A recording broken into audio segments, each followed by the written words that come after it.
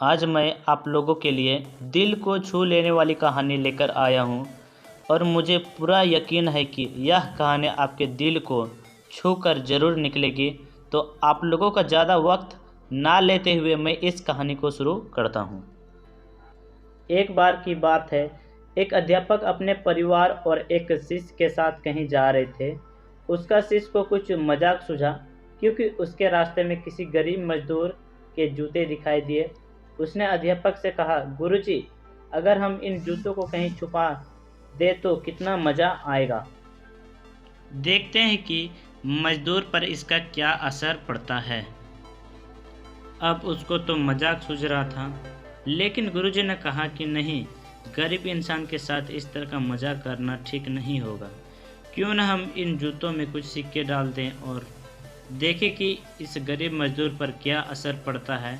उन्होंने ऐसा ही किया। जैसे ही मजदूर अपना काम करके लौटा और उसने एक पाँव अपने जूते में डाला तो उसको कुछ कठोर महसूस हुआ। उसने अंदर हाथ डाला तो उसको कुछ सिक्के दिखाई दिए। वह थोड़ा आश्चर्य में पड़ गया। आसपास किसी को देखा तो कोई भी दिखाई नहीं दिया। वापस उसको उसमें कुछ सिक्के दिखाई दिया। अब दोनों जूतों में सिक्कों को उसने अपने हाथों में रखा और प्रभु की तरफ इशारा किया। प्रभु का तो पता नहीं किस भले इंसान ने यह सिक्के मेरे जूतों में छुपाए हैं, लेकिन जिसने भी छुपाए हैं उसको मेरी दुआ है ताकि इन पैसों से मैं अपने बच्चों और पत्नी के लिए कुछ खाना और दवाइयाँ ला सकूं। और इतना बोलकर चला गया। इस बात को शिष्य और अध्यापक दोनों सुन रहे थे।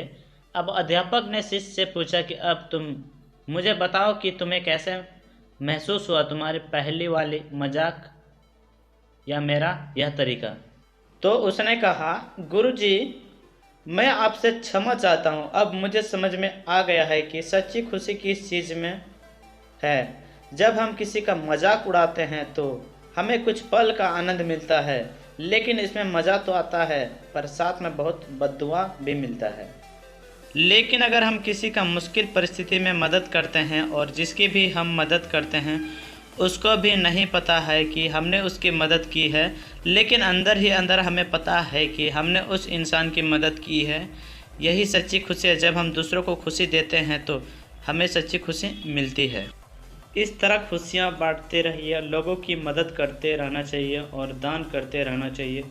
जिसके भी आप काबिल हो, जितना भी आपसे बन पाए दान करते रहिए, लेकिन दान जरूर कीजिएगा। इसका मतलब यह नहीं है कि आपको कंपलसरी रुपया पैसा ही दान करना चाहिए, क्योंकि हर किसी का ज़रूरत अलग अलग होता है। अगर आप किसी को रुपया पैसा का दान नहीं कर सकते हैं तो कम से कम चीज़ों का दान तो कर ही सकते हैं।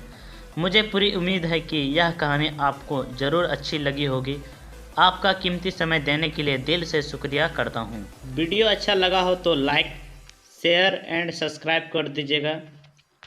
मिलते हैं अगली वीडियो में, तब तक के लिए ऑल द बेस्ट। जय हिंद, जय भारत।